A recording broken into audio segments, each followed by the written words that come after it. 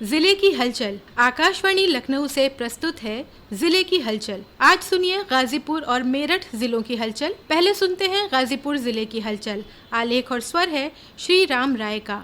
पिछले दिनों संपन्न हुए नवरात्रि पर्व के अवसर पर ऐतिहासिक लंका मैदान गाजीपुर में तो रामलीला हुई ही, गाजीपुर के कलाकारों को पहली बार काशी विश्वनाथ धाम के परिसर में भी रामलीला करने का अद्भुत अवसर प्राप्त हुआ। गाजीपुर जिले के सिधौना गांव के रंगमंच कला परिषद के प्रमुख बिंदेश्वरी सिंह ने बताया कि काशी विश्वनाथ धाम मंदिर में मुख्य कार्यपालक अधिकारी विश्वभूषण मिश्रा के आमंत्रण पर गाजीपुर के कलाकारों ने काशी विश्वनाथ धाम में भव्य रामलीला का आयोजन किया एवं भगवान काशी विश्वनाथ धाम में भगवान शंकर के आराध्य भगवान राम की लीला का मंचन देखकर भक्तगण भाव विभोर हो गए। उत्तर प्रदेश सरकार द्वारा संचालित बाल विकास एवं पुष्टाहार विभाग के माध्यम से कुपोषण को दूर करने के लिए लगातार कार्य किए जा रहे हैं। वहीं अब इस विभाग के माध्यम से 6 वर्ष से कम उम्र के बच्चों को प्री स्कूल के तहत आंगनबाड़ी केंद्रों पर ही शिक्षा देने का कार्य भी शुरू कर दिया गया है। राज्यपाल आनंदीबेन पटेल की पहल पर गाजीपुर के विभिन्न बैंकों एवं अन्य संस्थाओं के माध्यम से 100 आंगनबाड़ी केंद्रों को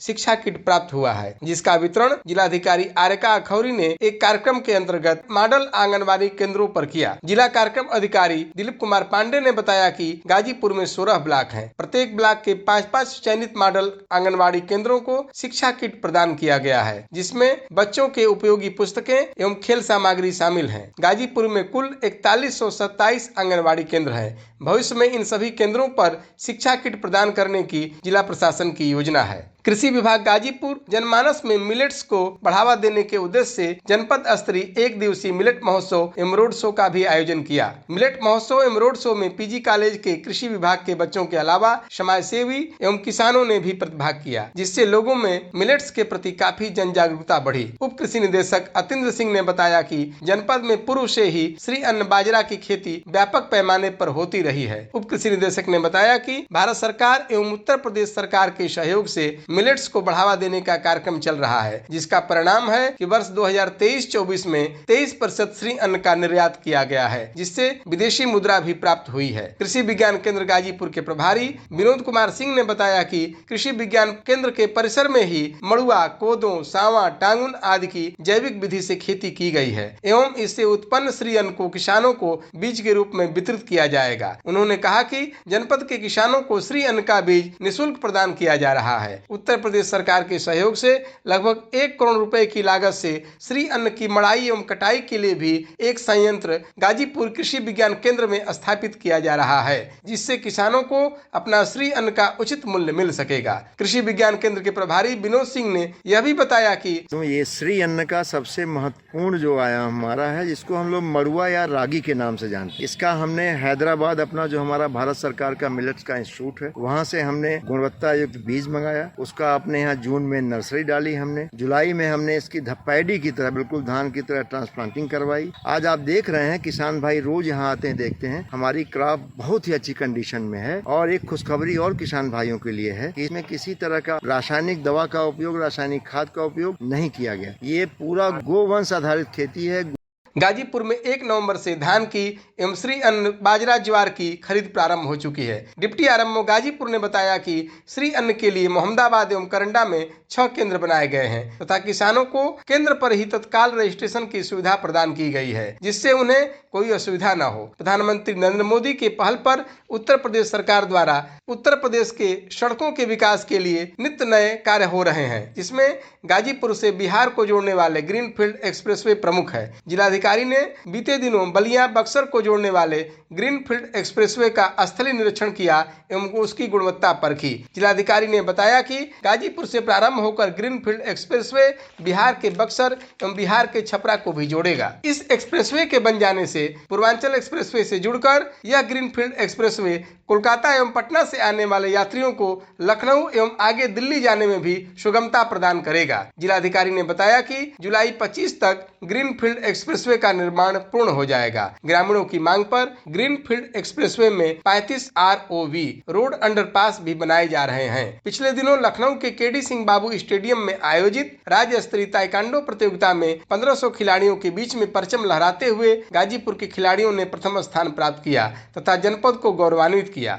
गाजीपुर जिले की हलचल के बाद आइए सुनते हैं मेरठ जिले की हलचल। आलेख और स्वर है संगीता श्रीवास्तव का। दीपावली का त्योहार पूरे देश में हर्षोल्लास व धूमधाम से मनाया गया। प्रकाश पर्व दीपावली की पूर्व संध्या पर पुलिस अधिकारियों ने महिला और बाल गृहों में जाकर फल और मिठाइयां वितरित की। इसी क्रम में अपर पुलिस महानिदेशक मेरठ जोन डी.के. ठाकुर और अन्य अधिकारियों ने राजकीय बाल गृह सूरजकुंड, पुलिस महानिरीक्षक मेरठ परिक्षेत्र नचिकेता झा ने प्रेम निवास, वरिष्ठ पुलिस अधीक्षक मेरठ विपिन तांडा ने राजकीय महिला शरणालय पहुंचकर वहां रहने वाली महिलाओं और बच्चों को फल, मिष्ठान, दीप, मोमबत्ती इत्यादि वितरित की। मेरठ के चौधरी चरण सिंह विश्वविद्यालय के संस्कृत विभाग में 33वां 5 दिवसीय अखिल भारतीय व्यास समारोह का शुभारंभ हुआ। केंद्रीय संस्कृत विश्वविद्यालय और उत्तर प्रदेश संस्कृत संस्थान के सहयोग से आयोजित इस समारोह का शुभारंभ कैंट विधायक अमित अग्रवाल, केंद्रीय संस्कृत विश्वविद्यालय दिल्ली के कुलपति श्रीनिवास बरखेड़ी, संपूर्णानंद संस्कृत विश्वविद्यालय वाराणसी के पूर्व कुलपति प्रोफेसर अभिराज राजेंद्र मिश्र ने किया। व्यास समारोह के प्रथम दिन संस्कृत में यज्ञ हवन का आयोजन किया गया और विश्वविद्यालय परिसर में एक शोभा यात्रा निकाली गई। समारोह के आयोजक प्रोफेसर संजीव कुमार ने बताया कि व्यास समारोह की थीम इस बार हरिवंश पुराण है। उन्होंने बताया कि 5 दिवसीय इस समारोह में संस्कृत को बढ़ावा देने के लिए विभिन्न कार्यक्रम आयोजित किए गए, जिसमें देश भर के संस्कृत के विद्वान शामिल हुए। प्रोफेसर संजीव कुमार ने बताया कि हमारे यहाँ 33वां व्यास समारोह हो रहा है। इसका आयोजन किया जाता है। यम द्वितीया को ये प्रारंभ होता है। ये महर्षि व्यास के जो साहित्य है उसके किसी एक विषय को केंद्र करकर प्रतिवर्ष होता है और इसमें संस्कृत के देश भर के सभी राज्यों के विद्वान, शोधार्थी, अध्येता सब भाग लेते हैं। इसका मुख्य आकर्षण का केंद्र संस्कृत का प्रचार प्रसार के साथ साथ संस्कृत के विद्वानों का एक साथ एकत्र होना, इस विश्वविद्यालय में 33 वर्ष की ये निरंतर परंपरा होना और संस्कृत के विभिन्न आयामों पर विचार विमर्श होना, ये इसका मुख्य आकर्षण है और विद्यार्थियों, शिक्षकों सबकी इसमें सहभागिता बहुत सक्रिय रूप से रहती है। मेरठ के केंद्रीय गौवंश अनुसंधान संस्थान ने अपना 38वां स्थापना दिवस समारोह मनाया, जिसका शुभारंभ कृषि वैज्ञानिक भर्ती बोर्ड के अध्यक्ष डॉक्टर संजय कुमार और केंद्रीय गौवंश अनुसंधान संस्थान मेरठ के निदेशक डॉक्टर ए.के. मोहंती ने किया। कार्यक्रम में किसानों ने भी प्रतिभाग किया। इस मौके पर वैज्ञानिकों ने किसानों की आय दोगुनी करने के साथ उन्हें उन्नत कृषि के विषय में भी विस्तार से बताया। इस अवसर पर मुख्य अतिथि द्वारा संस्थान की प्रकाशित समाचार पत्रिका फ्रेजवाल सफलता की कहानी, केंद्रीय गौवंश अनुसंधान संस्थान एक नजर में CIRC सॉन्ग्स FCRC हस्ताक्षर का विमोचन किया गया और विभिन्न संस्थानों द्वारा प्रदर्शनी स्टॉल लगाए गए। केंद्रीय गौवंश अनुसंधान संस्थान के निदेशक डॉक्टर ए.के. मोहंती ने बताया कि पशु परियोजना निदेशालय के रूप में अपनी स्थापना के बाद से संस्थान गौवंश नस्ल सुधार एवं उत्पादक में वृद्धि के लिए काम कर रहा है। केंद्रीय गौवंश अनुसंधान संस्थान के निदेशक डॉक्टर ए.के. मोहंती ने बताया कि एक केंद्रीय गौवंश अनुसंधान संस्थान जो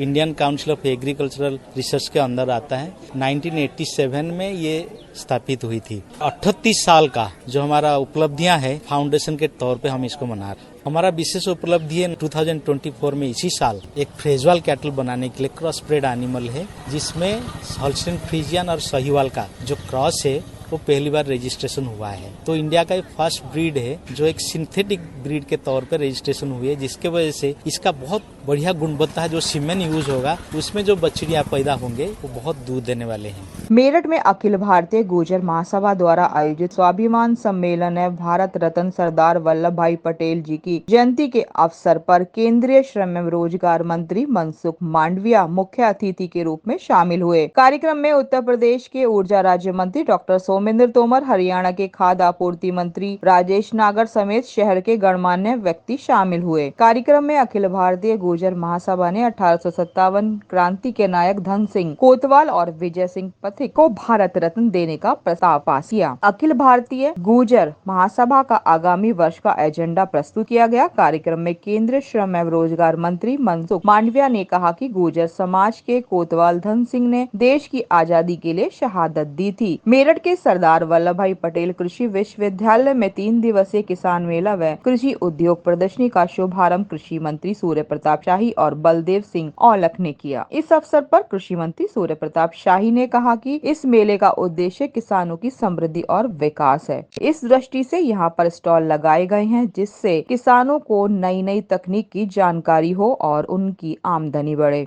ये था आकाशवाणी लखनऊ के क्षेत्रीय समाचार एकांश द्वारा प्रस्तुत जिले की हलचल का आज का अंक।